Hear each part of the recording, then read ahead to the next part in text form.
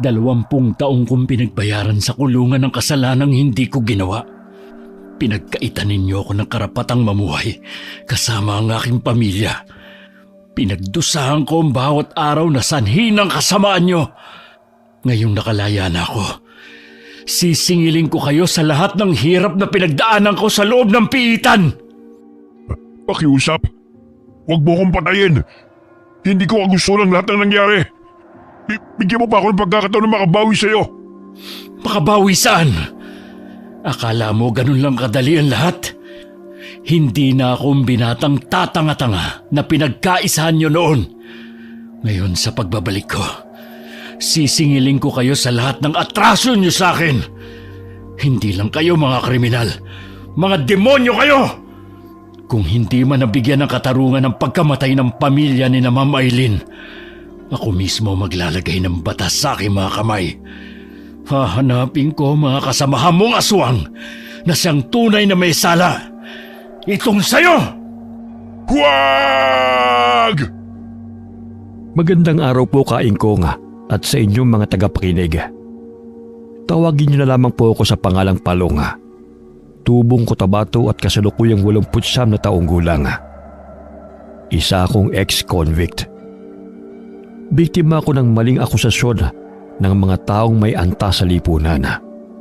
Subalit may itinatagong lihim sa likod ng magara nilang kasuotan. Taong 1956, 20 taon lamang ako noon. Isa akong katulong sa babuyan ni na Ma'am Eileen. Ako'y nakulong sa salang pagpatay sa kanilang pamilya. 45 taon na ako nang makalabas sa kulungan.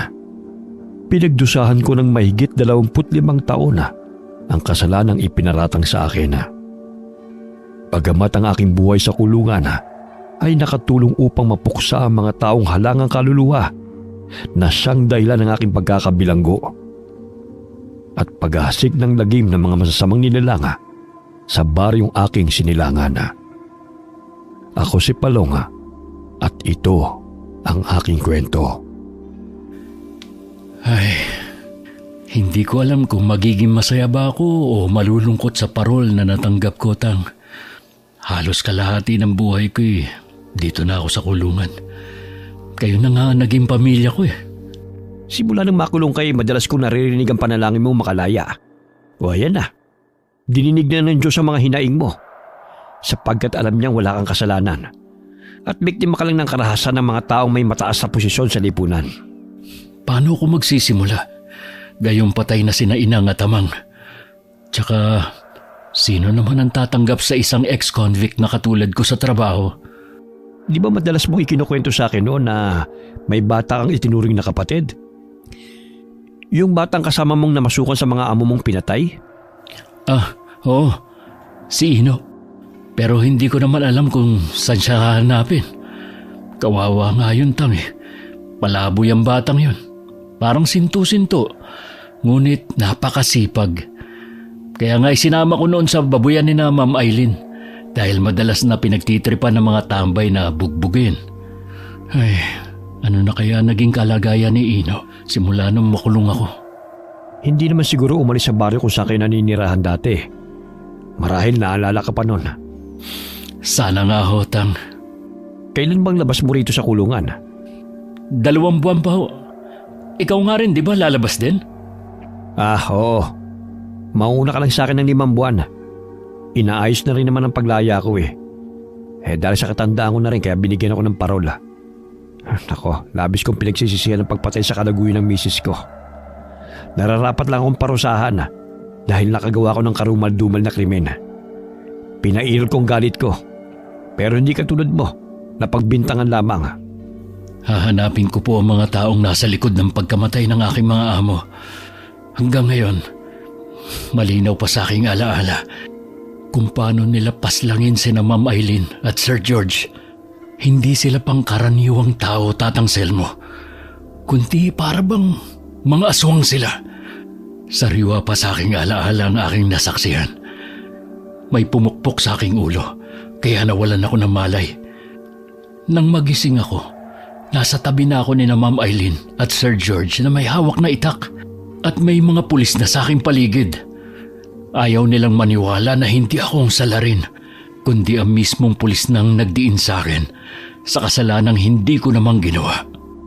Matanda na rin siya ngayon. Hahanapin mo pa ba siya? Hindi magbabago ang isip ko, Tang. Hahanapin ko siya, pati ang kanya mga kasamahan. Marahil marami na rin silang nabiktima. Isa siyang aswang. Hindi ako nagkakamali.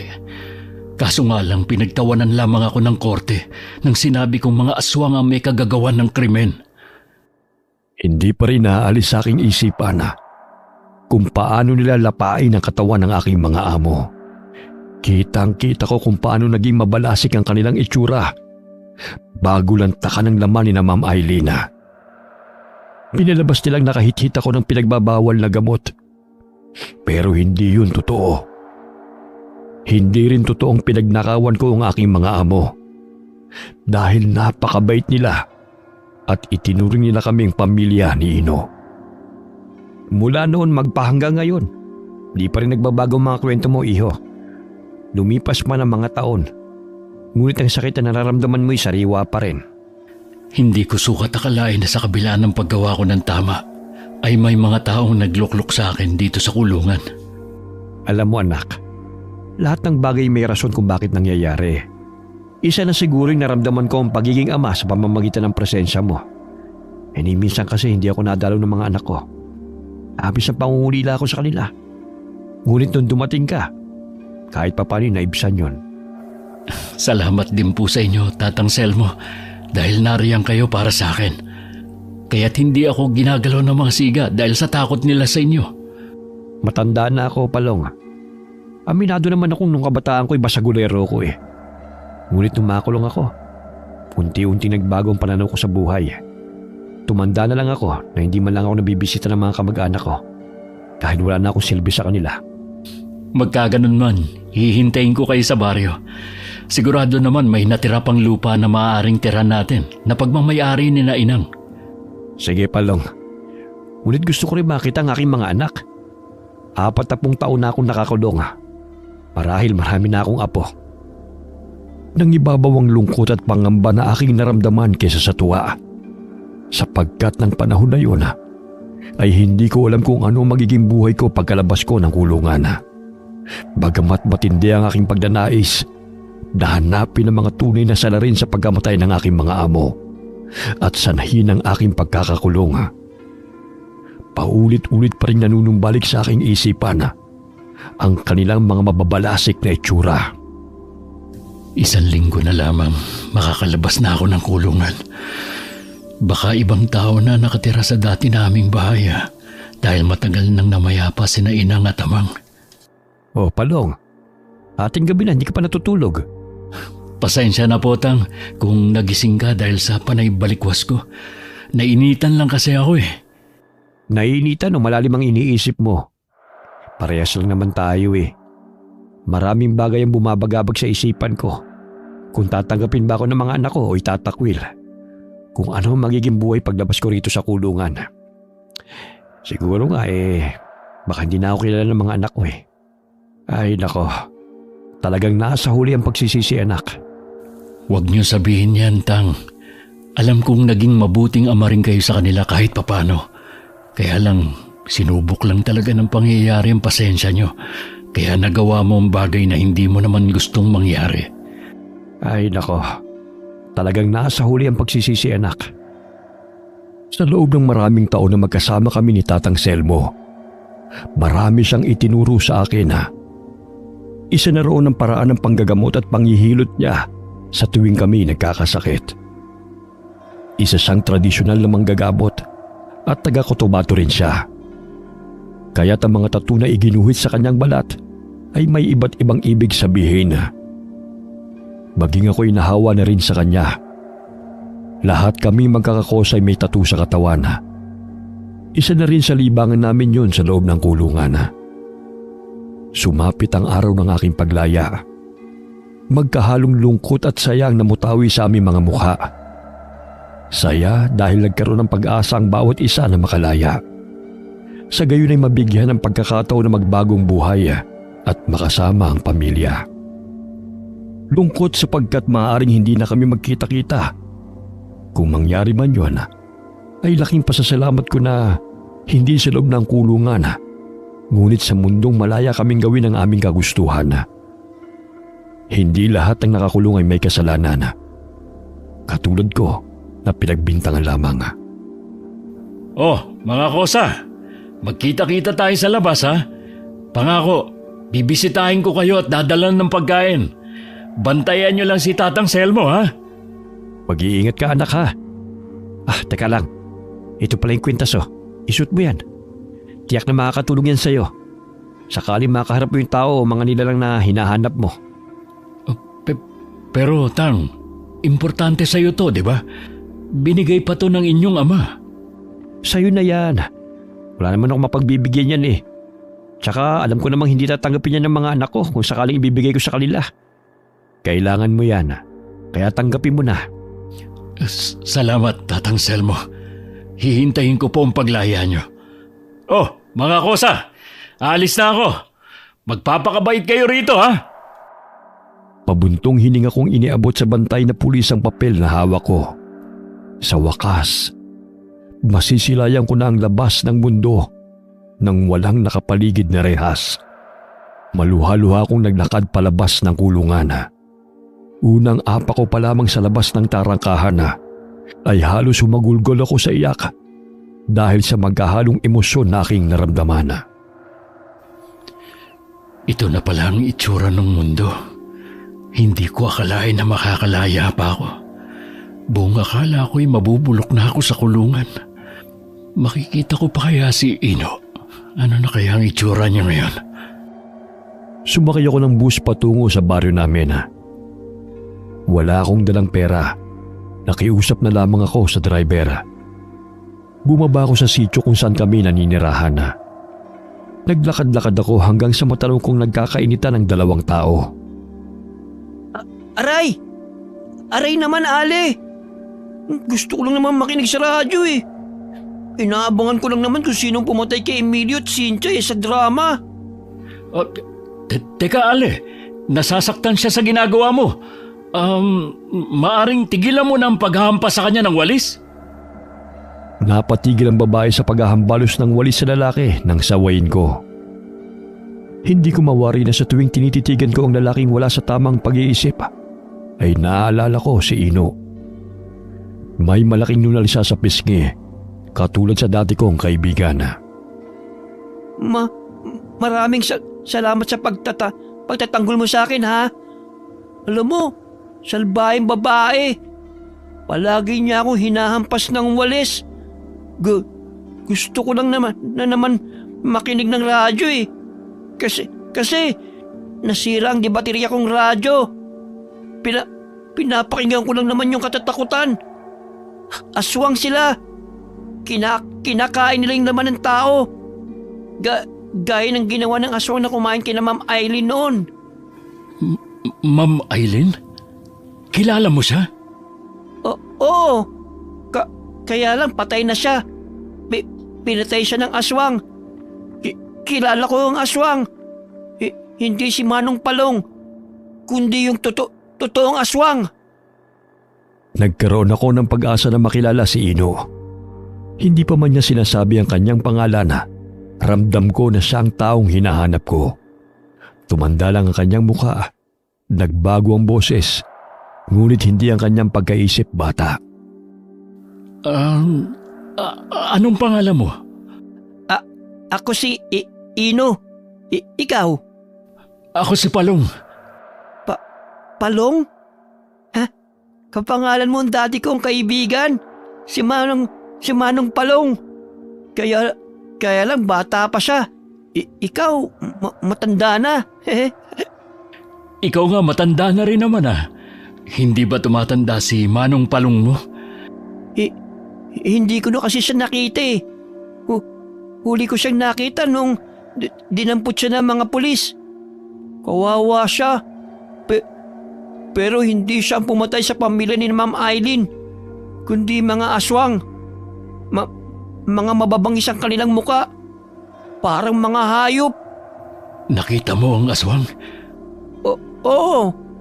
Kaya lang, natakot ako. baka kainin nila ako. Tapos sasaktan katulad kay Manong Palong. Nagtago ako sa drum. Kaya hindi nila ako nakita. Saan ka ba nakatira, Ino? Kahit saan lang. Minsan sa gilid ng kalsada. Sa palengke. Sa gubat. Pero gusto ko malapit sa ilog. Doon kasi kami palagi ni Manong Palong naliligo noon eh. May kubo ko ron. Gusto mo makita? Sige, hindi ka na talaga nagbago. Doon kami sa ilog madalas napapagawi sa tuwing araw ng linggo. Kasama namin ang mga pinsan kong sina Jono at Totoy sa paliligo. Walang masyadong pinagbago ang baryo. Maliban sa mga pamamahay na naroon at bagong mga mukha ng mga tao. Sa mahigit 20 taon kong pagkakakulong ay mistulang naging dayo ko sa sarili kong bayan. Nakasalubong ko ang pinsan kong si Rona sa daan at agad ko siyang nakilala. Laking gulat niya na makitang nakalaya na ako. Malamlam ang kanyang mga mata na niyakap niya ako at inanyayahan sa kanilang bahay sa bundok. Rona? Ikaw ba si Rona? Oo. Ako to, si Palong, ang pinsan mo. Mabuti naman nakalaya ka na. Halika muna sa bahay. Tamang-tama ubos na rin ng mga nilalako kong mga gulay. Teka! Magkakilala kayo ni Manang Rona? Bagong syalta ka pa lang dito Pinsan ko siya.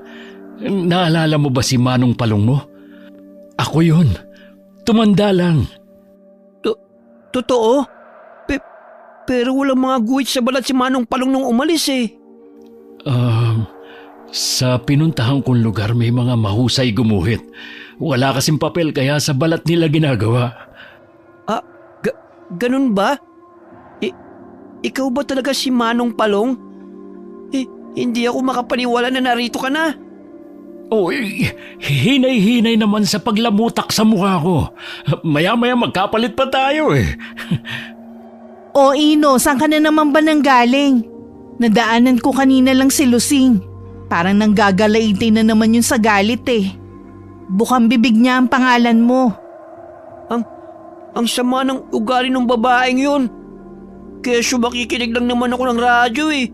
Pinalis ako. Takot daw ang anak niya sa akin. Di ko naman sasaktan Doon ka na lang kasi makinig ng radyo sa bahay. Huwag na kasing magpupumilit kung ayaw ka nilang mamalagi sa bakuran nila. Ikaw kasi ang kulit-kulit mo eh. Buong akala ko'y wala na akong madadatnang pamilya.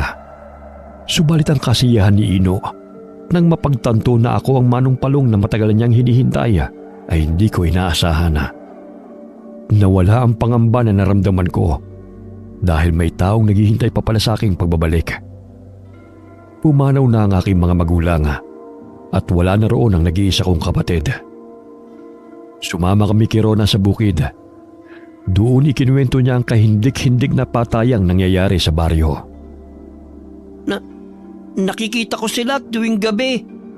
Ayaw maniwala ng mga tao sa akin. Sabi nila, may saldik daw ako sa utak. Hindi totoo yun. Sila ang pumatay kay Ma'am Eileen at Sir George. Noong isang araw, nakita kong lalaki. Lalaki. Hinalukay niya yung tiyan ng babae. Tapos, kinuha niya yung laman. Muntik na niya akong mahuli. Pero, tumakbo ako. Mabilis. Sobrang bilis. Kaya hindi niya ako naabutan. Totoo ba ang sinasabi mo? Oo. Matalim ang ngipin niya. May kutsilyo siyang panghiwa. Tsaka, nakita ko may baril din siya. Insan, totoo ba ang sinasabi ni Ino? Oo. Noong una hindi ako naniniwala. Pero nang gabihin kami ni Berto sa pag-uwi galing palayan, hinabol kami ng 2 malahayo pang wangis. Sa takot namin tumakbo kami. 2 silang humahabol sa amin. Kaya lang bigla silang umatras nang ilabas ni Berto ang karet na dala niya at kiniskis sa itak na dala ko. Akala ko'y tumigil na sila nang makulong ako. Marahil ang mga katulad nilang pumatay ka na, Sir George. Kaya't kailangan ko silang hanapin. Naniniwala akong hindi ikaw ang pumatay sa mga amo mo. Alam mo ba nung makulong ka, pansamantala lang natigil ang patayan. Matapos ka mahatulan, bumalik na naman ang patayan. Pero hinuhuli nila ang mga binata na pagkamalang mga rebelde. Pero alam kong hindi sila ang mga salarin dahil mga nangunguling lang sila. Lagim sa dilim. Madalas ko silang nakikita sa dilim. Kaya mag-iingat ka. Etong bawang, asin, tsaka may tanso kong patalim oh. Nakikita mo tong likod ko? Kinalmot niya yan. Gusto niya akong kainin. Pero ayaw ko.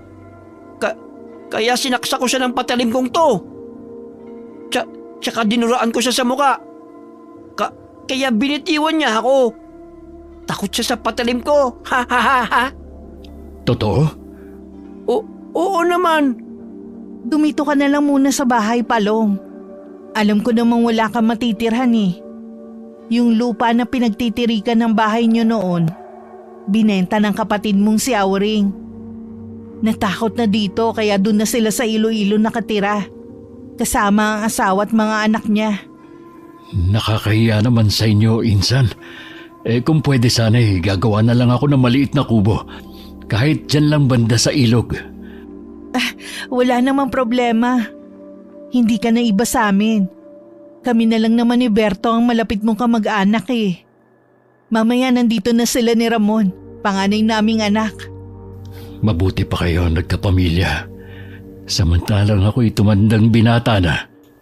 Oh, nandyan na pala sila eh. Tamang-tama, maluluto na tong sinaing at paksiw. Dito ka na lang din kumain, Ino. Mamaya-maya kung san-san ka na naman mapadpad eh. Madalas ba si Ino rito? Paminsan-minsan. Tinutulungan niya si Berto sa palayan kapag sinipag. Basta't libre ang pagkain, ayos na sa kanya. Tinataboy kasi siya ng mga tao eh. Pero mabait naman siya kung maayos ang trato sa kanya. Hindi ko alam kung saan o paano ako magsisimula. Huwag kang mag-alala, Palong. Bukas ang aming tahanan para sa'yo. Tsaka, maaari ka namang magtrabaho sa palayan. Kasama ni na Ramon at Berto. Salamat, Insan.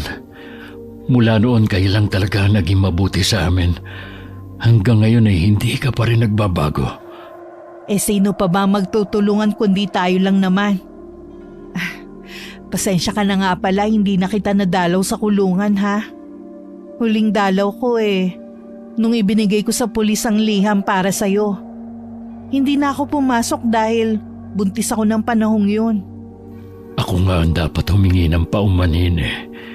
Naabala pa kita pero maraming salamat, Insan. Dahil sa'yo nalaman ko ang kalagayan ni na amang at inang. Hindi na kasi naagapan ng sakit nila. Kaya sunod-sunod silang namatay. Maluha-luha na sana ako habang nakikipagkwentuhan sa pinsan kong si Rona. Ngunit bahagya akong napatawa nang mapansin si Ino na seryosong nakatunganga sa aming dalawa at palipat-lipat ang tingin habang nangungulangot.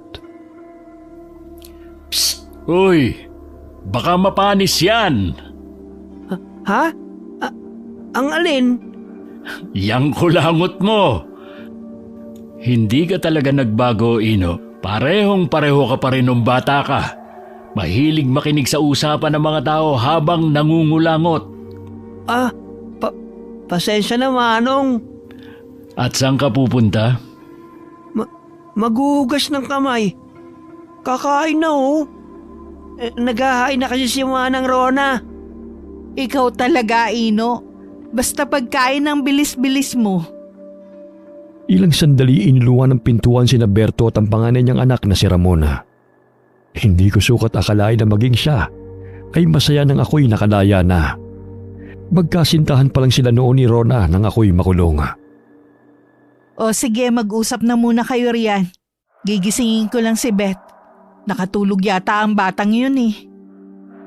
Unang hapunan ko kasama ang pamilya ng aking pinsana. Unang araw ng aking paglaya. Ngunit sumagi sa aking isipan ng mga kasamaan ko sa kulungan habang kami naghahapunan. Lalo na si Tatang Selmo. Maraming salamat sa pagtanggap niyo sa akin. Hindi ko makakalimutan ang araw na ito. Sige na, kumain ka lang ng kumain. Marami pang ulam sa kaserola. Huwag ka na mahiya, Palong. Ako, Manang. Gusto ko pang kumain. Hindi ako nahiya kasi gutom ako. O sige na, kumuha ka lang doon. May mga tao pa bang napapadaan dito sa ganitong oras? Minsan, pero kapag sumapit na ang dilim, wala nang lumalabas sa kani-kanilang mga bahay dahil sa takot. Ilang sandali bahagyang napatigil sa pagkain si Berto at tumayo mula sa kanyang inuupo ang silya. Sumilip siya ng bintana at kinuha ang kanyang itak sa dingding. Batid ko may panganib na nagbabadya sa paligid. Kasabay ng mga huni ng mga kuliglig sa katahimikan ng gabi ay ang mga kaluskos na nagbumula sa mga inaapakang mga dahon. Gabi ng lagim. Aswang sa dilim. Nariyan lamang sila sa paligid. Nakakatakot. Nakakasindak ang mabangis nilang mga itsura. Siguro may dumaan lang ng mga magsasaka ngayong gabi.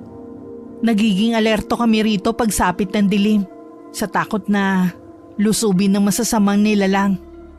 Kahit saan man magpunta, tila walang katahimikan. Katulad na lamang sa kulungan kapag naroon ka, kung saan-saan na napapadpad ang isipan mo. Dito sa labas, hindi pa rin ligtas. Mas nakakatakot pa nga eh, dahil hindi mo alam kung sino ang kalaban. Manang Rona, sinimot ko ng tutong na kanin. Sayang eh. Ay nako, Ino. Sige na, ilagay mo na lang ang mga pinggan sa lababo. Bukas na lang natin hugasan yan. Manang Rona, parang may nakamasid dito sa bahay. Saan? Ayun oh. Nasa malayo siya. Hindi ko makita ang muka. Pero sigurado akong tao. Nasaan siya? Ayun, tumakbo na siya. Baka gustong humingi ng pagkain. Kaya lang naubos ko na ang kanin eh. Hayaan mo na siya. Kakatok yan kapag gustong humingi. Sige na, maglatag ka na ng banig dun sa sala. Dito na lang si Palong sa papag. Bukas tulungan mo si Manong mo sa paggawa ng kubo, ha, Ino? Oo naman. Kukuha ko ng kawayan bukas. Marami. Hindi ako makatulog ng gabing yun. Maraming sumasagi sa isipan ko. Katulad na lamang kung paano ko mahanap ang mga salarin na siyang sanhi ng aking pagkakakulong. Iminulat ko ang aking mga mata nang may marinig na mga yabag patungo sa bahay. Palapit ng palapit kasabay ng naririnig kong humahangos. Napasilip ako sa siwang ng dingding at naaninaw kong may tao sa labas ng bahay at matalim itong nakatingin. Sino na naman kaya yun? Malalim na ang gabi, kaya marahil ay gumagala ng sinasabi ni Ino na mga aswang sa dilim. Ang daming mga lamok naman to. Mahuli ko lang kayo. Titirasin ko yung mga bibig nyo. Napansin kong umalis ang taong papalapit na sana sa bahay nang marinig ang malakas na boses ni Ino. Ano kaya ang pakay ng taong yun? Tsaka sa ganitong oras pa siya pupunta? Parang hindi normal na tao yun.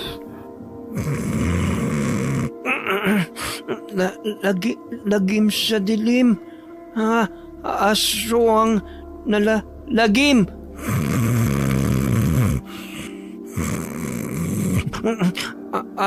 Aswang na lagim. Ang dilim. Ay, grabe naman tong si Ino. Ang ingay matulog. Nagsasalita habang nakapikit. Hoy Ino, natutulog na ang mga tao.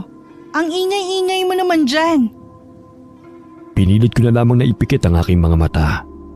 Ngunit hindi pa rin naalis sa aking isipan ang taong nakita ko sa labas ng bahay ni Rona hanggang ako'y nakatulog. Kinabukasan, nagising ako sa ingay ni Ino. Gutom na naman siya at nakikipagtalo kay Ramona. Oh, bakit parang masama ang gising mo, Ino? Ito kasing si Ramon eh. Ayaw kong ipagtimpla ng kape. Oy, bakit parang galit ka pa sa may-ari ng bahay? Dapat nga matuwa ka dahil pinatuloy ka nila. Ang damot-damot. Isang tasa lang naman ang hinihingi ko eh. Parang nakainom ka na nga eh. Oo. Kaso, gusto kong dagdagan ng isa pa. Naku, kaya naman pala ayaw kang bigyan eh. 2 tasa pa ang gusto mong inumin? Bitin eh.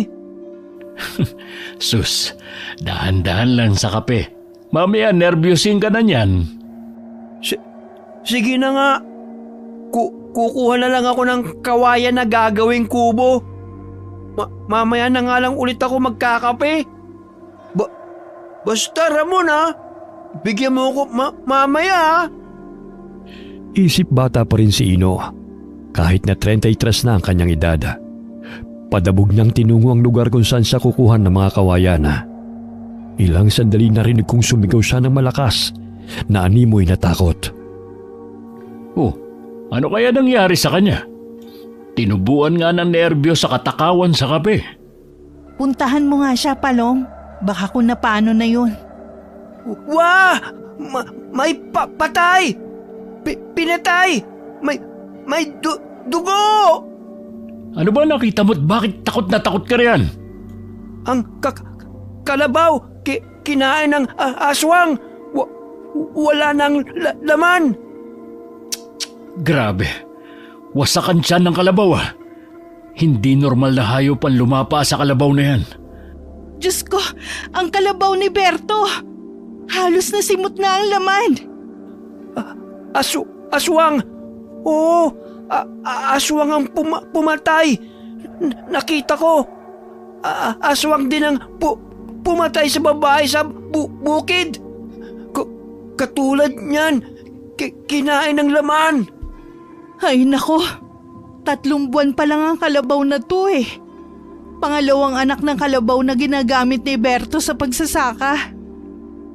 Ito ang malaking problema namin dito sa baryo, Palong. Malaking perwisyo sa kabuhayan ng mga tao mga pumapatay sa mga hayop. Naaapektuhan na ang mga kabuhayan namin.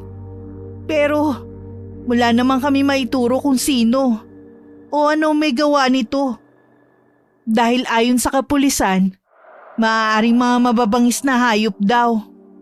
Malalaman din natin kung hayop nga ba ang gumawa nito o talagang totoong aswang. Ililibing ko na lang to bago pa umalingasaw ang amoy. Sige, kayo na ang bahala riyan. Malaking problema na naman to. Naghukay kami ng lupa ni Ino upang ilibing ang natirang katawan ng patay na kalabaw.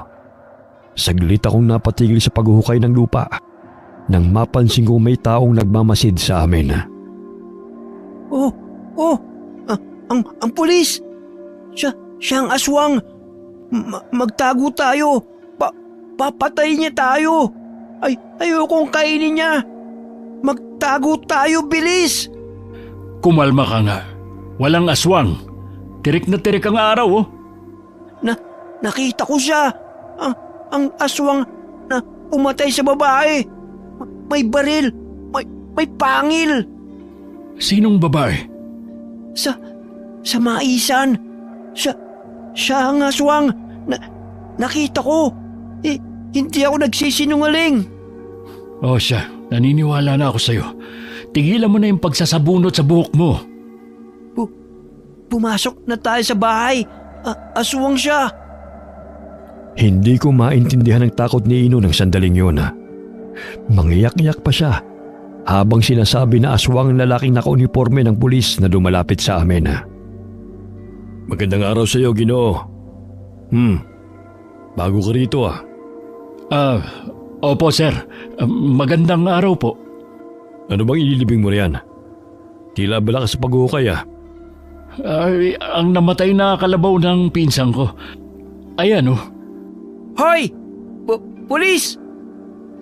Layuan mo si Manong! Huwag mo siyang hulihin! Hindi siya ang pumatay sa kalabaw! Kundi ikaw! Nag-iingay na naman ang sintu-sintong yan ah. Nandito na naman pala siya.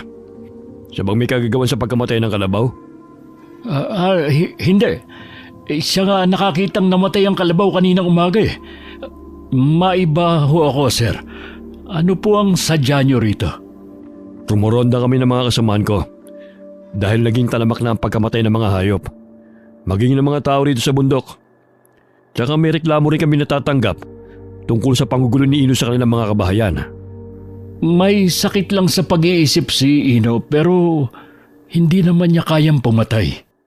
Gusto ko lang malaman kung nasan siya nung nakaraang gabi. Dahil may napabalitang namatay na babae at siyang itinuturong huling nakaalitan ng ginang.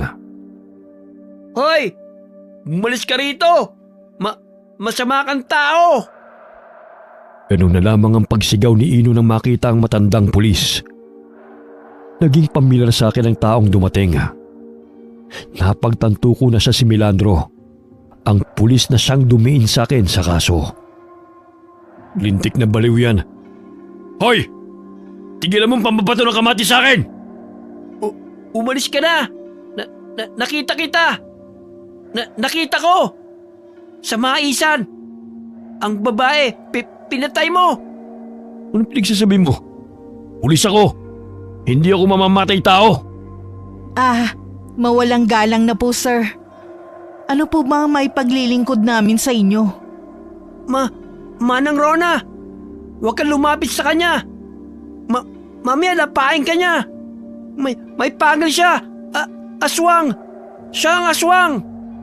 Wala talagang matinong kumakawala sa bibig mo, kundi ang ituro na ako ang aswang. Gusto ko lang malaman, Manang, kung nasa ng sintu-sintu na yan nung nakaraang gabi. Dahil may inireklamo sa amin na may natagpo ang namatay na babae at siya ang itinuturo na huling nakaalitan. 3 araw nang nakikituloy rito si Ino. Tsaka tumutulong yan kay Berto sa palayan. Kaya malabo po na si Ino may gawa ng pagpatay sa babae kung siya ang pinaghihinalaan mo. Tsaka takot niyang pagalitan eh.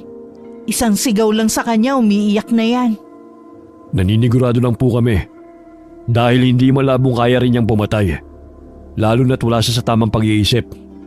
Naku sir, hindi po magandang basta-basta na lamang po kayong mamimintang nang walang matibay na ebidensya. Magsiyasat po muna kayo na maigi. Baka nagkukunwari lang ang tunay na may sala at ipapaako lamang sa mga inosente. Huwag kayong mag-alala.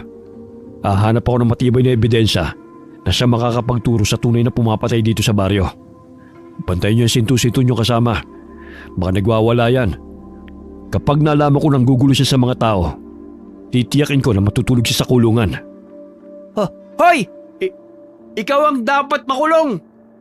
Ikaw ang pumapatay sa kanila! Isa pang sigaw mo, dadamputin na kita at kakalad ka rin patungong presinto. Pagpasensyahan niyo na po si Ino, sir.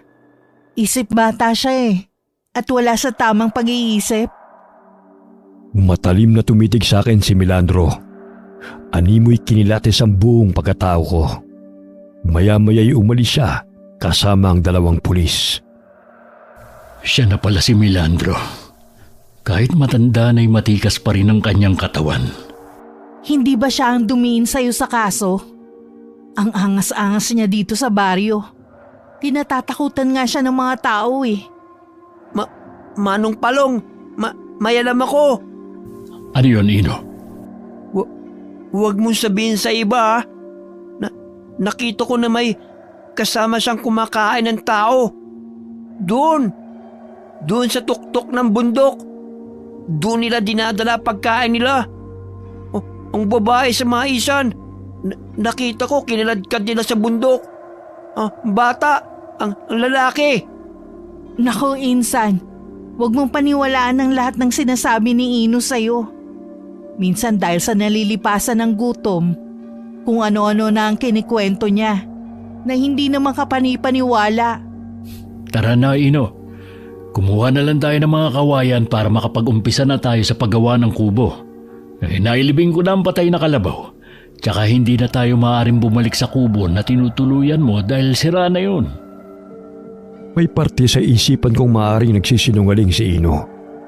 Ngunit matapos namin kumuha ng mga kawayan ay sinabihan niya akong sumama sa maisana kung saan pinatay ng aswang ang babae na nakita niya. Mababanag ang takot sa kanyang mukha. May mga natuyong dugo rin sa mga dahon. Napagtanto kong hindi siya nagsisinungaling. Manong, hindi sila pulis. Ang totoong pulis patay na. Nakita ko. Pinatay sila ni Melandro at ng kasama niya. Anong ibig mong sabihin? Sa bundok, nakatira. Mga aswang sila. Sinuot nila yung damit ng mga pulis.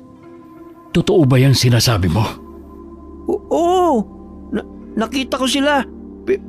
Pinatay nila ang totoong pulis. Sumagi sa isipan ko na maaaring tama ang sinasabi ni Ino. Sapagkat naging sunod-sunuran ng dalawa sa lahat ng ipinag-uutos ni Melandro. Ang mga taga-baroy walang sapat na kaalaman tungkol sa mga taong nagtatrabaho sa gobyerno. Kaya't kung may napapagawi man roon katulad ng pulis o sundalo ay laking takot nila dahil sa pag-aakalang sila'y may nilalabag na batas at huhulihin sila.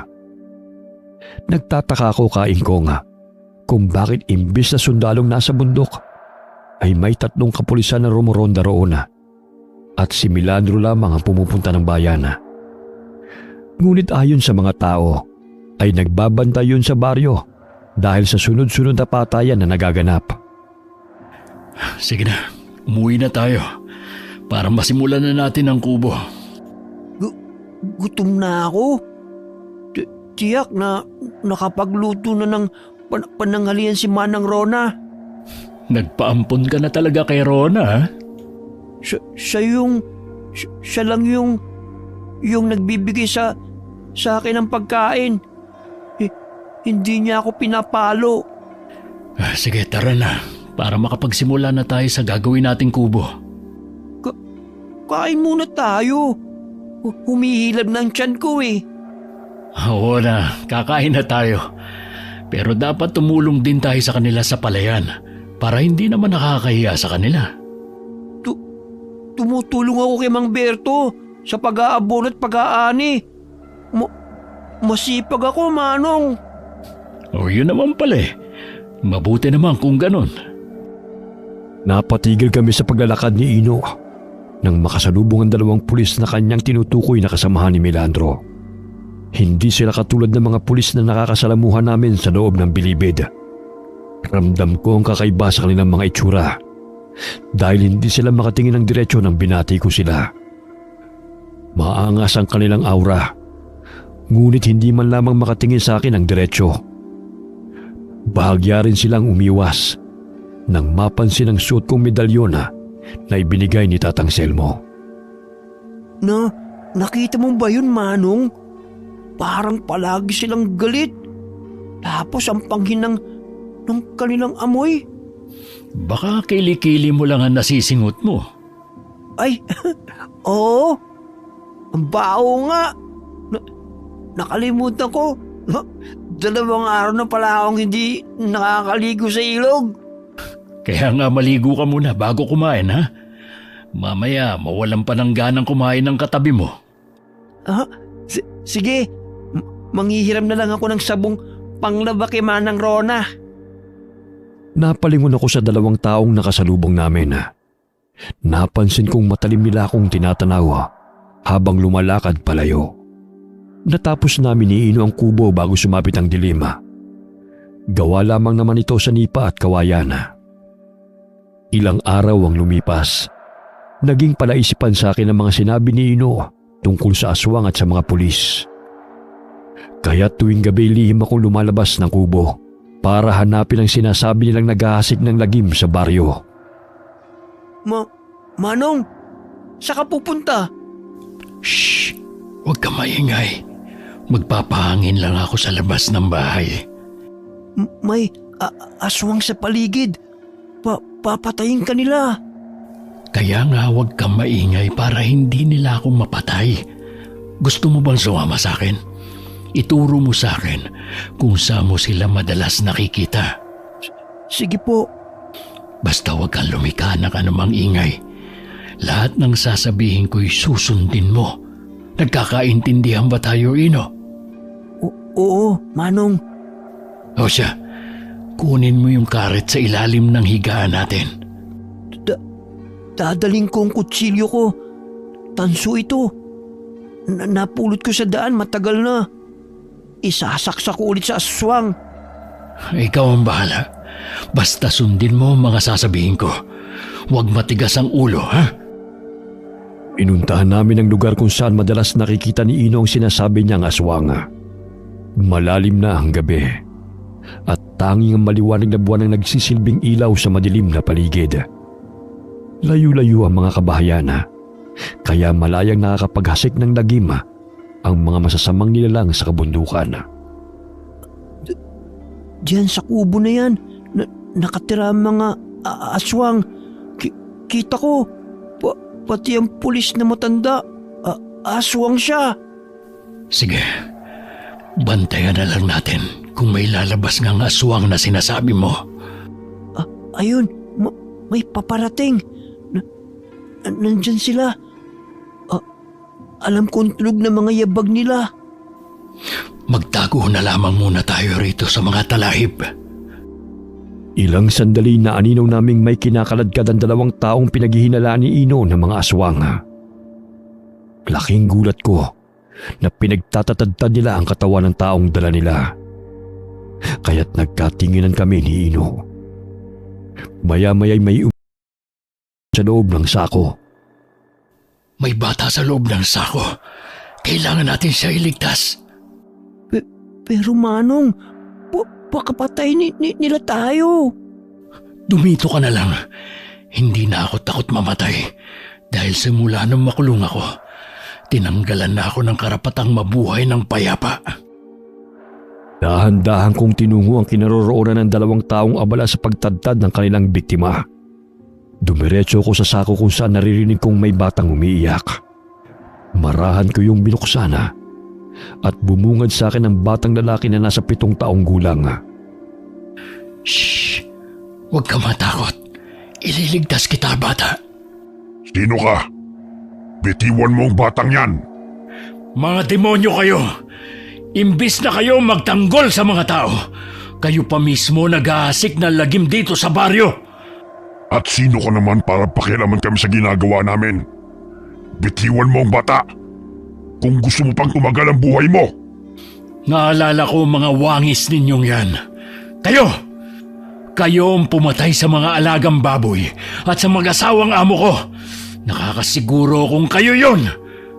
Kung kami nga, ano naman ang gagawin mo?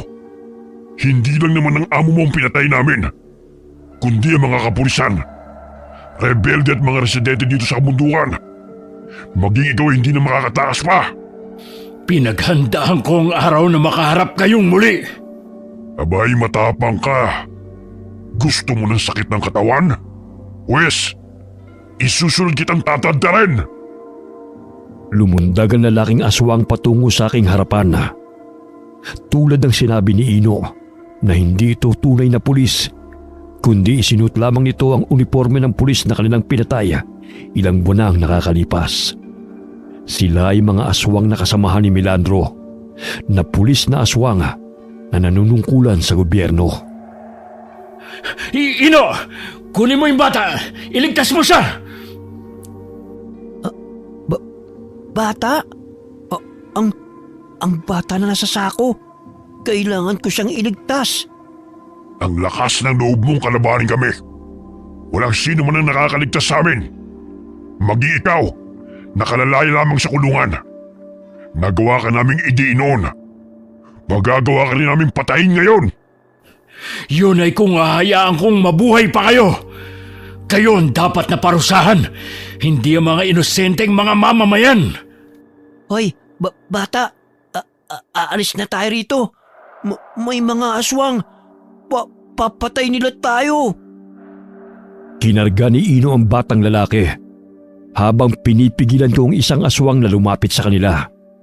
Ilang sandali hinabol sila ng kasamahan nitong aswang, kaya't nabahala ako sa kaligtasan ni Ino at ng bata. Dahil sa aming pakikipagpambuno, nailapat ng aswang ang kanyang pisngi sa medalyon kong suot. Hindi ko mawari kung bakit pumalaw siya ng ubod lakas na animoy nasasaktan. Malakas niya akong itinulak upang makalayo ko sa kanya at napasapo siya sa kanyang mukha. Ang medalyon ng pinuno ng orasyon! Ilayo mo sa akin yan! Babalikan kita!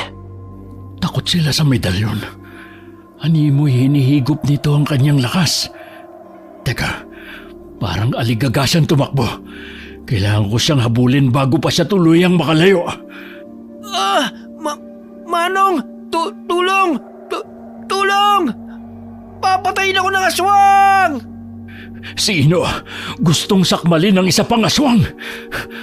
Naku, kailangan kong tulungan si Ino bago pa siya masaktan. Aray! Lumayo ka sa akin! Tumakbong palayo ang aswang na nakalaban ko, Kaingkong. Dahil inuna kong tulungan si Ino sa aswang na dumadagan sa kanya. Tumutulo pa ang malalagkit nitong laway sa mukha ng aking kaibigan. Ganun na lamang ang kanilang pagdanasa sa sariwang dugot laman ng tao. Kinuha ko ang karet na nakasukbit sa aking tagiliran at walang pagdadalawang isip na itinarak yun sa kanyang leeg.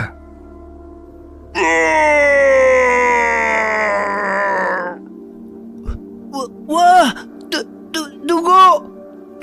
Dugo! Mamamatay na ako! Tulong! Tulong! Hindi mo yan dugo, kundi sa aswang yan. Buhay pa ako? Paulit-ulit kong inundayan siya ng saksak gamit ang karet at sinipa ko siya nang makitang puno na ng sugat ang kanyang katawan. Ganun na lamang ang panggigigil ni Ino nang siya'y makabangon at sinuntok-suntok ang mukha ng aswang na muntik nang pumatay sa kanya. Gusto mo pa talaga akong patayin, ha? Yan! Yan ang dapat sa'yo! Eto pa! Ang sama-sama mo! Ino, tama na yan. Natatakot na ang bata sa'yo. Hindi! Kailangan kong patayin ang aswang na to! Masama sila! Kinakain nila ang mga tao! Itali na lang natin sa puno para hindi na makatakas pa. Hindi na yan sisikatan pa ng araw at mamamatay na rin siya dahil sa lalim ng natamo niya mga sugat. Aswang siya! Hindi siya totoong pulis! Pinatay nila ang totoong pulis! Nakita ko, Manong! Pinatay nila ang pulis! Oo na, naniniwala na ako sa'yo. Kumalma ka na at buhatin mo na ang bata dahil nanginginig na siya sa takot. Ako na ang bahala sa aswang na ito. Nakatakas ang isa. Alam kong magsusumbong yon sa kanyang mga kasamahan. Tignan mo ang itsura niya, oh. Nanlilisik ang kanyang mga mata at lumalabas ang kanyang mga pangil. Hindi siya tao. Aswang sila. Ayaw maniwala ng mga taga-baryo sa akin. Sabi nila, baliw ako. At hindi pulis ang pumapatay. Yan, oh. Tignan mo ang kanilang itsura. Hindi ka lang nila naiintindihan. Alam kong hindi tunay na pulis ang pumapatay, kundi ang nagkukunwaring pulis na mga katulad nila, nakasamahan ng tunay na pulis na si Milandro. Naguguluhan lang ang mga taga-baryo sa paliwanag mo, Ino. Oo, yun. Aray, ang sakit ng braso ko. Bumao ng mga kuko niya kanina eh. Lintik na aswang na yan. Tama na yan. Lupaypay na yan, kahit pa ulit-ulit mo pantadyakan. Hindi pa nakontento si Ino. Kumuha siya ng mga baging at ipinulupot yon sa leeg ng lalaking aswang. Halos lumuwa ang mga mata nito habang nakalawit pa ang dila. Karamihan sa mga tao sa panahon ngayon ay hindi naniniwala sa mga aswang. Ngunit kitang-kita ko na hindi normal ang kanilang itsura. Mabalasik ang kanilang mga muka at malakas ang pangamoy sa sariwang laman at dugo. Tulungan na kita sa paggapo sa kanya, Manong. Marami akong nakuha mga baging, oh. Ako na lang ang bahala. Bantayan mo na lang ang bata. Baka bumalik pa ang kasama niyang aswang at tangayin pa ang batang yan. Hoy, aswang! Nasa na ang iba mong mga kasama? Alam ko, marami kayo. Paano pa makakapagsalita yan? Pinuluputan mo ng baging ang leg at nakalawit pa ang dila niya. Dapat lang sa kanya yan. Dahil sinasaktan nila ako. Tignan mo ang kalmot sa likod ko. Silang may gawa nito, Manong. Oo na. Ilang beses mo na yung kwento sa akin eh. Ramdam kong may mga matang nakamasid sa amin na nagkukubli sa kadiliman. Naririnig ko pa ang bawat paghangos at yabag na naroon lamang sa paligid. Ngunit takot siyang lumapit sa amin. Magbubukang liwayway na nang kami makauwi at iniwan ang aswang na naghihingalong nakatali sa puno hanggang sa bawian siya ng buhay. Paano kung makita siya ng mga kasama niya? Mabuti na nga yun para magkaroon naman sila ng takot. Huwag ka mag-alala. Maghahanda tayo sa kanilang pagsalakay. Natatakot ako. Baka balikan nila tayo. Mas higit na matakot sila dahil alam na natin ang tunay nilang sikreto. Lalo na ng maangas na milandrong yun. Paano ang bata? Saan siya titira? Sa kubo muna natin. Kita mo namang takot na takot oh. Isa pa, kailangan nating humingi ng tulong sa barangay para makauwi ng batang to sa kanyang mga kamag-anak. Paano natin malalaman kung sinong kamag-anak niya? Hindi nga nagsasalita, oh. Hoy, bata! Anong pangalan mo? Huwag kang umiyak dyan! Paano magsasalita yan? Tinatakot mo. Huwag mo kasing sigawan. Kausapin mo ng mahinahon. Ang tapang mo naman kung makipag-usap. Sige. Bata? Bata, anong pangalan mo? Saan ka nakatira? Ayaw niya magsalita. Pipi yatang batang to eh. Hayaan mo na muna siya makapagpahinga. Natatakot pa yan, kaya hindi pa magawang magsalita. Napag-alaman naming anak na magsasaka ang batang lalaki. Ang kanyang ama ang tinadtad ng mga aswang. Pansamantala silang natulog sa kamalig dahil sa pagbabantay sa kanilang mga palay. Hindi nila namalaya na pinasok ng mga aswang ang kamalig na kanilang tinutuluyan. Napuruhan ng kanyang ama nang hambalusin ang kawayan sa ulo gamit ang kawayan. Kinaumagahan, laking pagtataka ng pinsan kong si Rona kung sino ang bata na aming kasama nang dalhan niya kami ng ulam. O sino ang batang to? Ewan ko. Ayaw magsalita eh. Tanungin mo nga siya, Manang. Ang ibig kong sabihin, paano siya napadpad dito? Kaninong anak to? Hindi nga nagsasalita eh. Wala sigurong dila. O di kaya, pipi ang batang yan.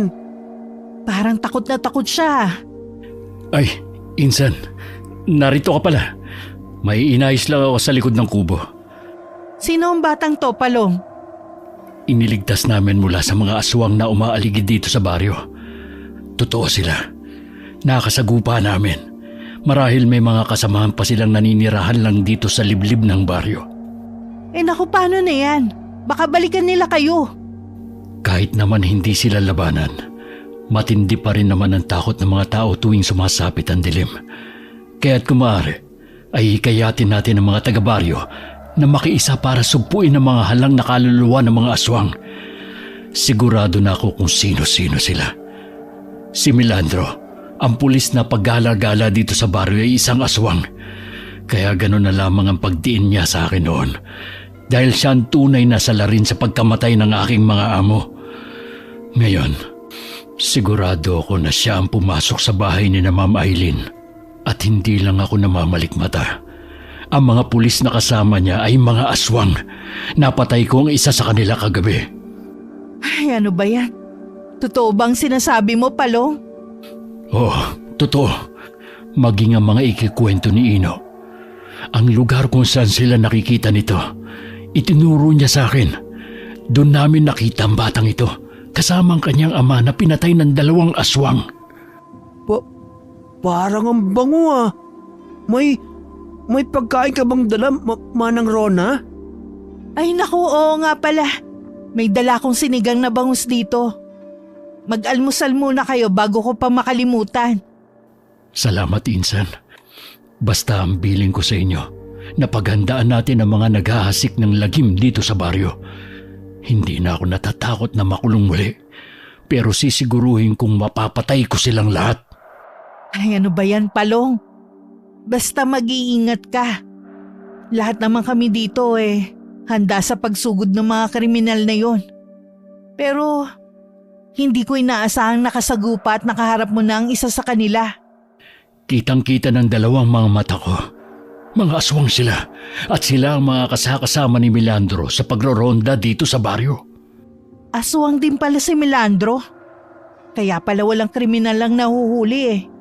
Kung meron man, mga walang kamuwang-muwang ng mga residente. Hindi pa kami tapos sa pagkain ng umagahan ay naaaninaw ko mula sa bintana ang papalapit na si Melandro. Mababanag ang galit sa kanyang mukha. Kaya't agad akong lumabas ng kubo dahil alam ko kung ano ang kanyang pakay. Mabuti naman nagkita tayo muli. Ikaw pala si Palong. Bagong laya sa piitan. Kumusta naman ang buhay mo ron? Anong sadya mo, sir? Kay aga-aga mo namang rumonda. May krimeng kasing naganap kagabi. May nakapagsumbong na pag-alaga ka raw dito sa baryo. Sino naman po nagbigay sa iyo ng impormasyon na yan? Isang residente. Ngunit hindi ko maaaring sabihin siya kung sino. Dahil confidential ang bagay na yan. Ano po ba ang gustong ipahiwatig ng impormante mo? Gusto lamang kitang imbitahan sa estasyon ng pulisya. Hanggat wala kayong warrant o ebidensya na ipapakita sa akin, hindi ako sasama sa inyo. Tsaka maaaring napagkamalan lang ako ng impormante nyo. Lalo na't ex-convict ako. Tapos ako na agad ang ituturo? Hindi kaya yung nagsumbong sa inyo ay ang totoong salarin? Huwag tayo magpadalos-dalos sa pamimintang, sir. Dahil may nakapagsabi rin sa akin na ang naghahasik ng lagim dito sa baryo ay isang respetado at kinatatakutan ng mga tao. Hindi na nagpumilit pa si Melandro na isama ako sa estasyon ng pulisya. Dahil alam niya at alam ko rin kung sino ang impormante niya. Yung isang aswang na nakatakas at nakasagupa namin. Tila hindi maipinta ang mukha ni Melandro nang lisanin niya ang aming kinaroroonan. Ngunit batid kong hindi siya titigil hanggat hindi niya ako napapatay. Sapagkat unti-unti ko na natutuklasan ang kanyang lihim.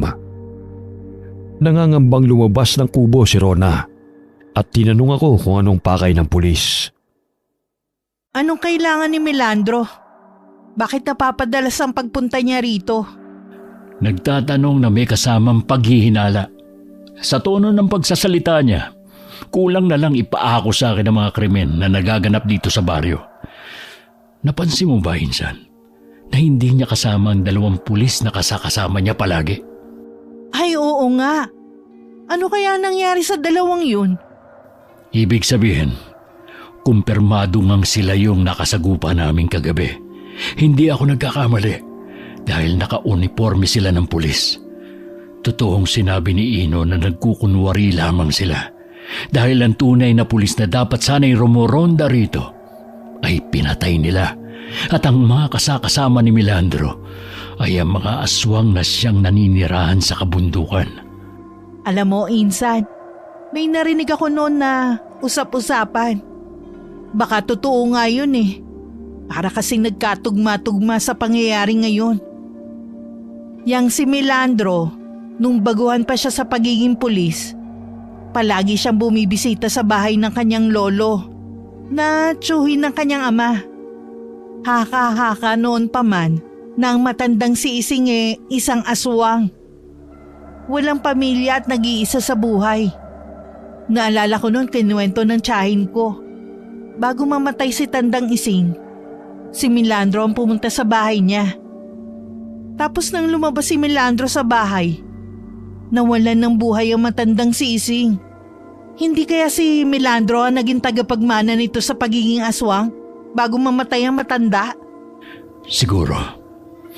Kitang-kita ko noon na si Melandro ang pumasok sa bahay ni na Sir George.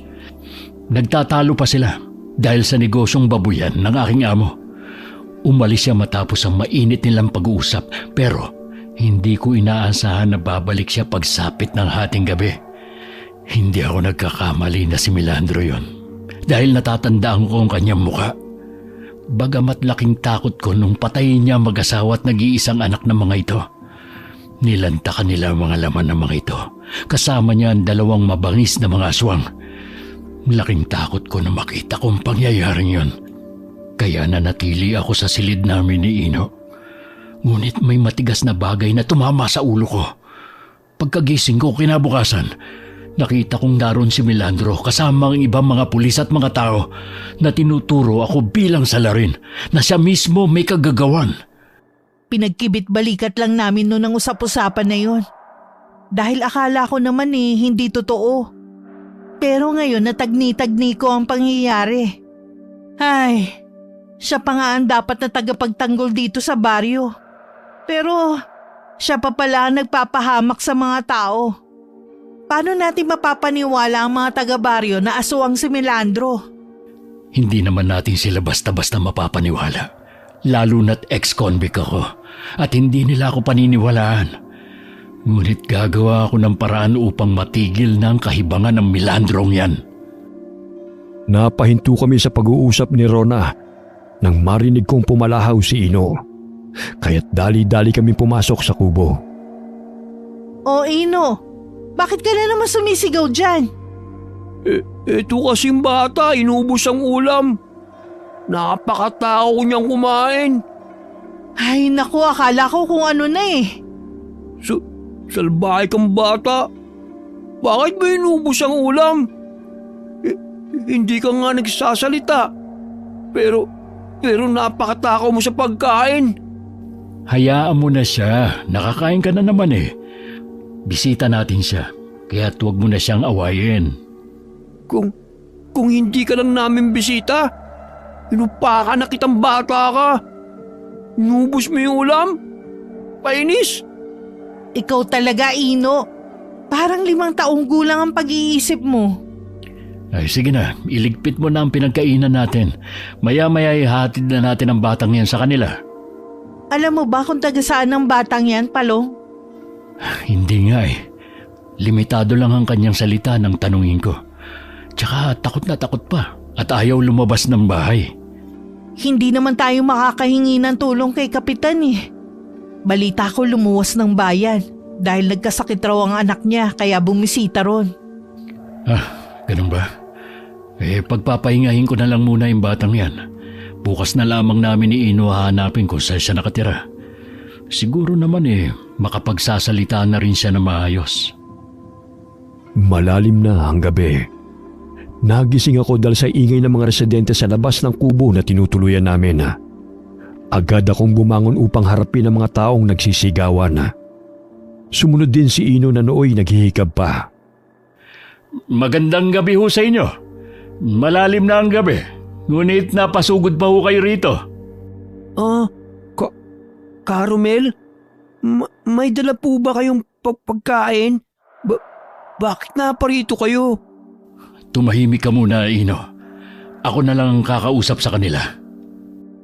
Gusto kong sugurin ni Carmela dahil ayon sa kanila, mas lalong gumulo ang baryo ng manirahan na roon. Naging talamak ang patayan at maaaring ako ang dahilan. Naku naman, Carmel. Alam naman natin na kahit hindi pa ako nakakalabas ng kulungan, naging talamak na ang patayan dito sa baryo. Ay sino naman ang nagsabi sa inyo na akong may kagagawa ng bagay na yon? Sana buksan niyo mga mata niyo, lalo na sa mga taong nakakausap at nakakasalamuha niyo, dahil ang inaakala ninyong tagapagtanggol ay siya pa pala ang tunay na nagpapahamak dito sa baryo. Matagal ako sa piitan, pinagdusahan ng kasalanang pinaratang sa akin. Hindi na ako papayag na ang katulad nyo ang muling aapak at sisira sa pagkatao ko. Tama! Tama! Umalis na kayo rito kung wala naman kayong dalang pagkain. Sa di kalayuan naaaninaw ko si Milandro na nagkukubli sa likod ng puno. Alam kong siyang may pakananalusubin ako ng mga tao. Magmasid kayo. Huwag maging bulag sa katotohanan na nasa paligid lamang ang traidor sa baryong ito. Maging ako'y nakalaban ko ang tunay na salarin. Tao sa umaga, demonyo sa gabi. Kaya maging kayo, mag-ingat. Hindi ako ang kalaban dito, kundi ang mga mapagkunwaring tao na nakakasalamuha nyo. Ilang sandali pa'y lumabas ng kanilang bahay sina Rona at Berto. Patakbo nilang tinungo ang aming kinaroroonan at inawat ang mga taong galit na bumubulyaw sa akin. Ano ba nangyayari dito? Bakit naman 10 oras ng gabi binubulyawan niyo si Palong? Ayan kasi sina Carmel at ang mga kasama niya. Sinabi nila si Manong Palong ang pumapatay. Akala ko may dala silang pagkain eh. Wala naman pala. Naku naman, Carmel. Kalalaya lamang ng pinsan ko. Pero hindi ibig sabihin nun na masama na siyang tao at siya ang pumapatay. Hindi naman lingid sa kaalaman natin na kahit wala pa siya rito eh. Nangyayari na ang kinatatakutan natin, hindi ba? Kaya wag tayo basta-basta mamimintang. Huminga ng malalim ang matandang lalaki at matalim akong tinitigan. Matapos namin silang kausapin ay umalis naman sila kaagad na hindi pa rin kumbinsido na inosente ako sa sunod-sunod na patayang nagaganap. Lalo na sa pagkawala ng mga alagang hayop ng mga magsasaka. Pasensya na kayo, Insan. Naabala patuloy ang pagpapahinga nyo ni Berto. Ano ba ang sumagi sa isipan ng mga taong yun? Bakit ikaw ang napagkamalang pumapatay? Alam naman nilang noon pa yan nangyayari eh. Ay, may maituro lang talaga sila. Di ba? Masama ang mamintang, Manang Rona. Pero ang pulis, sila ang totoong pumapatay. Nakita ko. Marahil sinadya talaga ng kriminal na yun na sugurin ng mga alagang hayop ng mga magsasaka. Sa gayon akong pagbintangan. Napakatuso talaga niya. Maiba ko. Nasaan na ba yung batang nailigtas nyo? Nakauwi na siya sa kanila. Nagkataon na may napadaang 2 babae rito kaninang hapon at may hinahanap na bata. Nakilala sila ng bata at sinabing tiyahin niya raw ang mga yon. Nakausap ko ang 2 babae. Maging sila'y naniniwala na aswang ang pumatay sa ama ng bata. Inilibing na raw nila kanina dahil halos tad-tad na ang katawan ng lalaki. Ilang beses na rin may napapagawi sa kanilang mga tahanan. Batid nilang hindi mga rebelde, kundi mga aswang. Nakakapangilabot na talaga ang mga aswang na yan.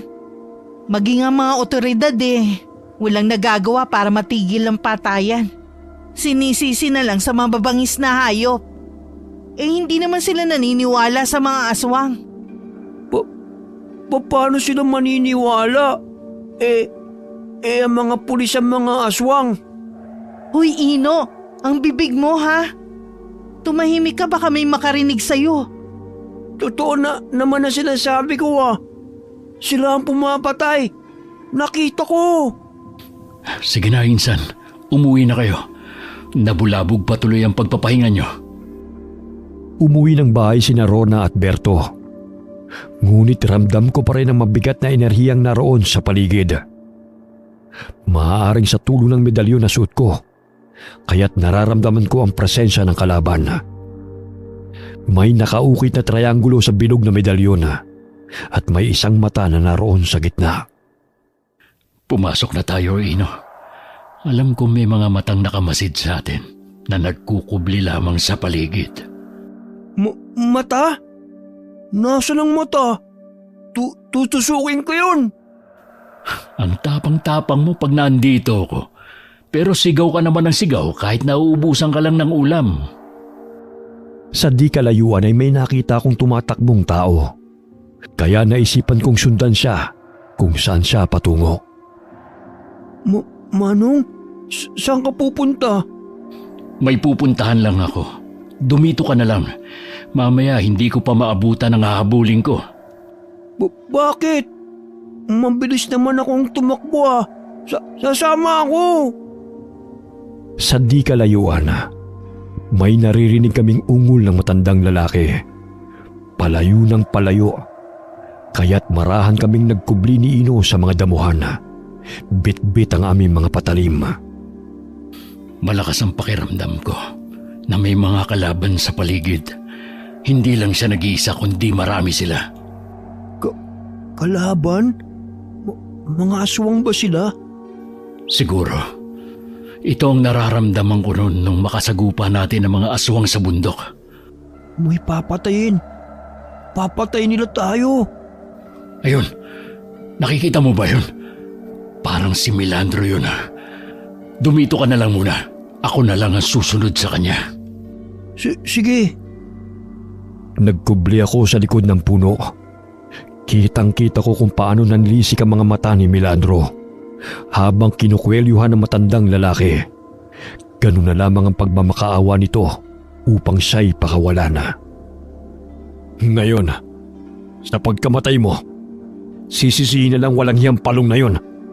Sadyang napakapakialamero.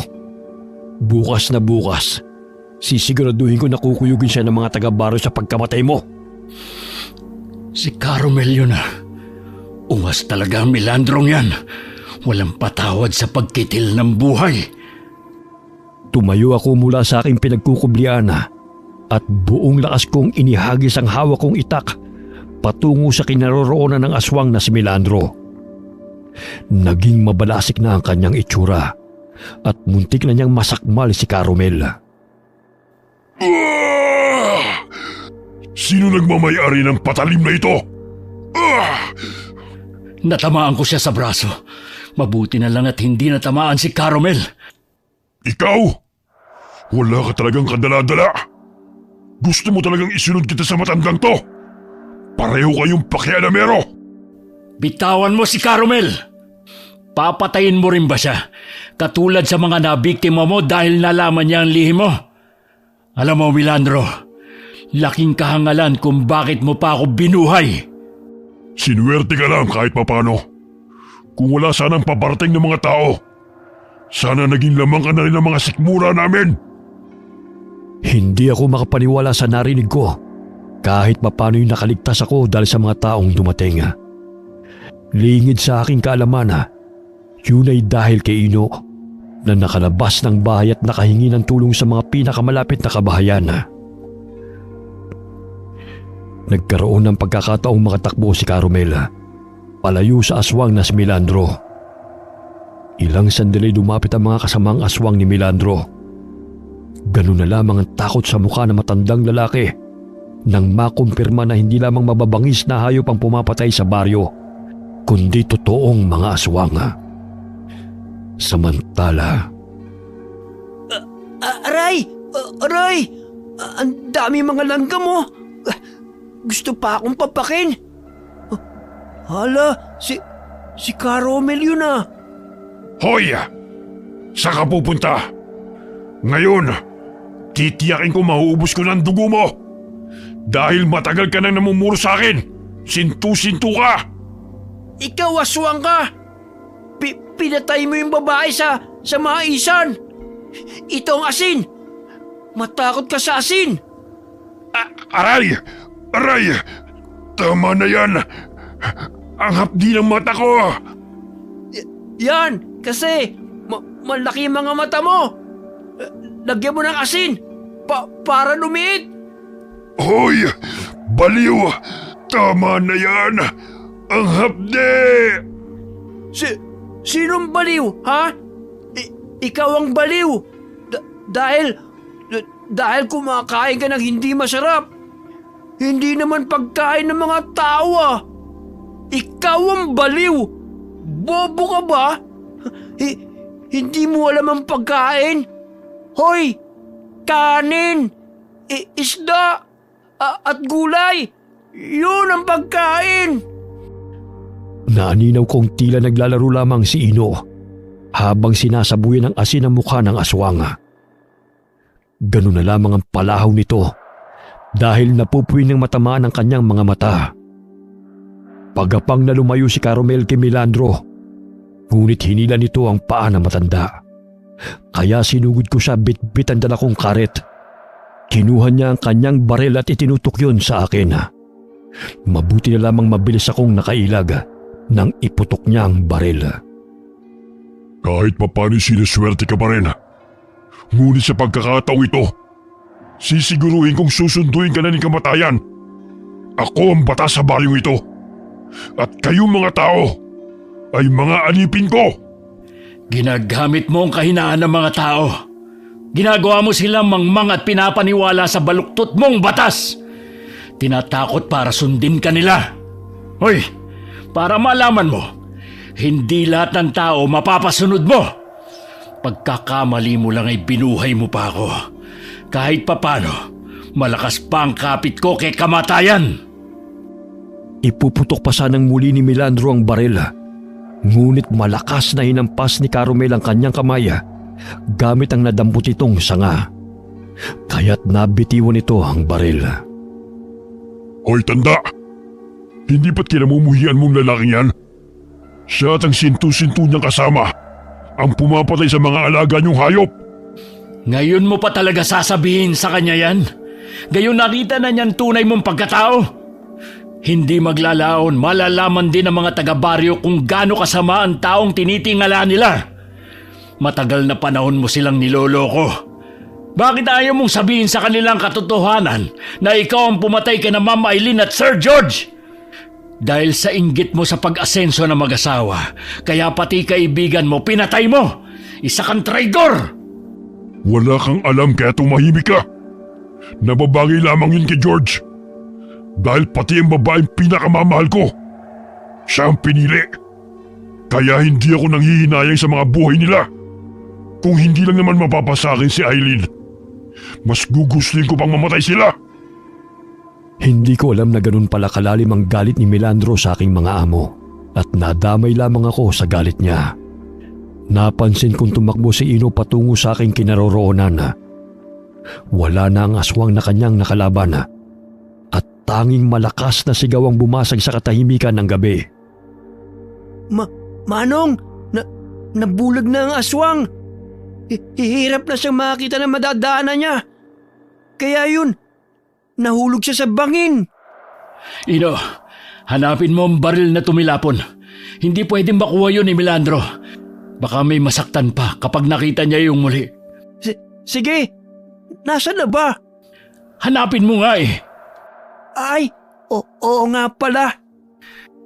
Bahagya akong napabuntong hininga nang mapansin na may ilang mga taong papalapit sa aming kinaroroonan. Laking pasasalamat ko dahil mauhulit malalaman na ng mga taga-baryo ang tinatagong lihim ni Milandro. Pagamat nadagdagan ang aking pangamba nang maaninaw na hindi yun mga taga-baryo, kundi ang mga aswang na kasamahan ni Milandro na naninirahan sa loob ng kabundukan. Paano ba yan mga kasama? May pagsasalu-saluhan na naman kayo. Huwag na kayo magpatumpik-tumpik pa. Patayin niyo na sila bago pa ipagkalat ng mga yan ang tungkol sa atin. Mga aswang? Marami sila?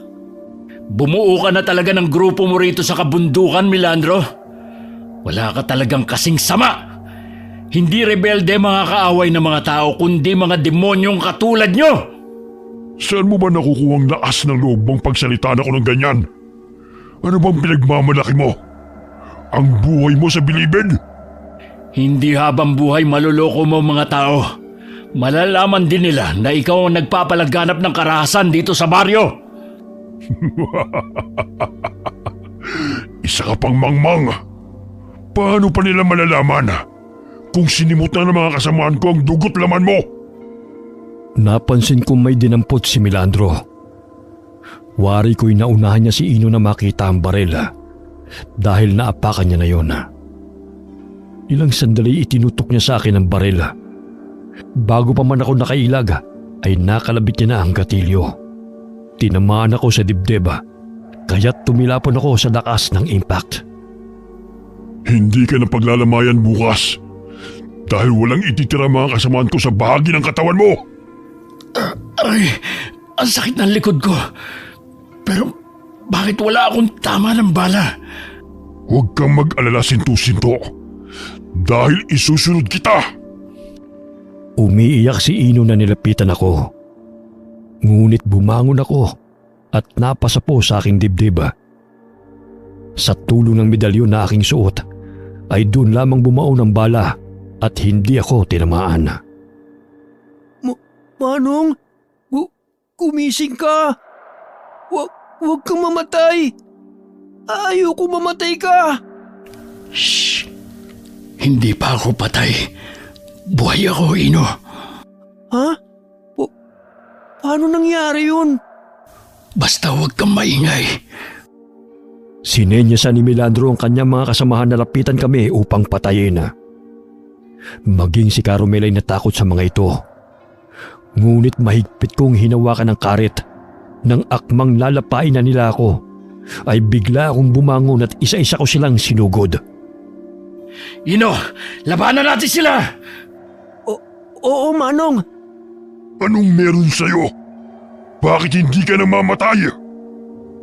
Sunod-sunod na pinaputok ng aswang na si Milandro ang baril dahil sa galit sa akin. Ngunit hinihila ko ang kanyang mga kasamahan na lumalapit sa akin. At sila itong ginagawa kong panangga sa mga balang pinapakaulan ng aswang na pulis. Hanggang sa maubos na nito ang bala.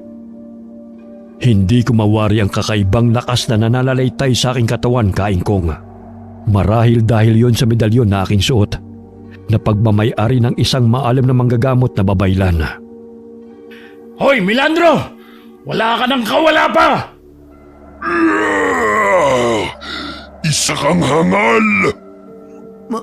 Manong, may mga tao. Tutulungan nila tayo para mahuli ang mga aswang. Tatakas pa sana si Milandro, ngunit buong lakas kong inihagis ang karit na aking hawak patungo sa kanya. Bigla siyang bumulagta sa lupa nang bumaon sa kanyang batok ang matulis na dulo ng patalim.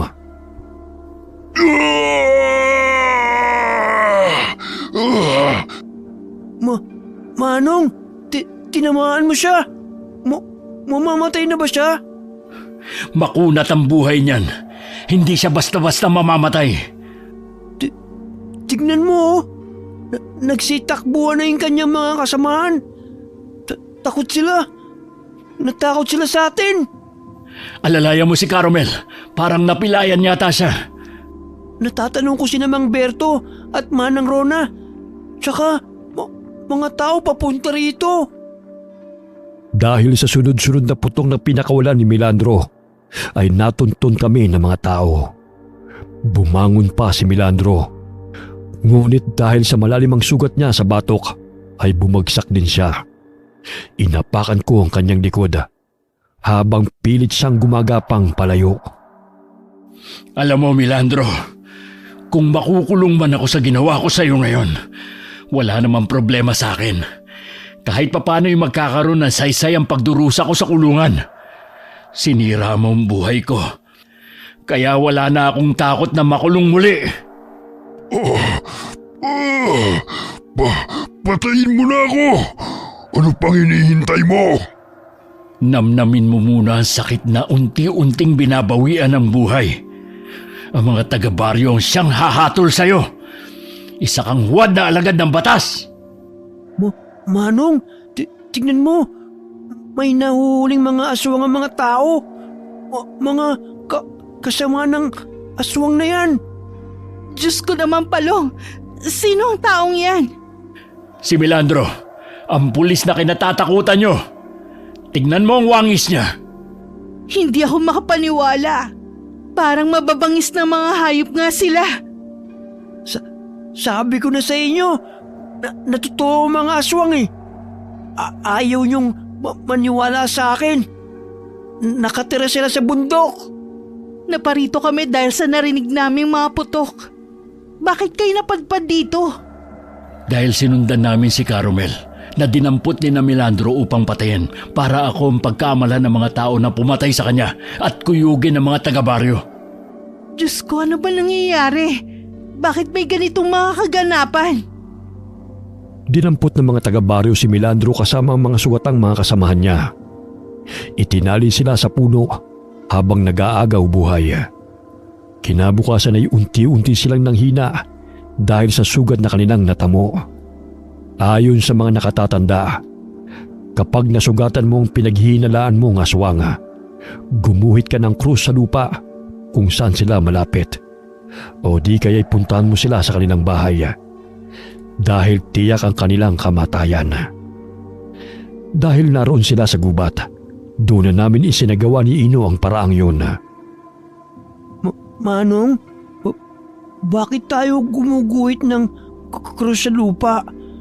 Dahil ba walang papel? Kaya dito natin ginagawa yun? Gawin mo na lang ang sinasabi ko sa'yo. Malalaman mo rin yan mamaya. Sa gayon ay wala nang kawala mga aswang na ito. Sige, maliit pa o malaki ang iguguhit ko. Ikaw ang bahala. Eto, nilakihan ko. Sa hindi maipaliwanag na kadahilanan, ay unti-unting nawala ng buhay ang mga aswang na aming itinali sa puno. Maging si Milandro ay nagwakas ang kanyang buhay. Sumapit ang umaga. Hindi makapaniwala ang mga taga-baryo na ang inaakalang mga mababangis na hayop na lumalapa sa mga alagang hayop ay ang mga mababangis na aswang.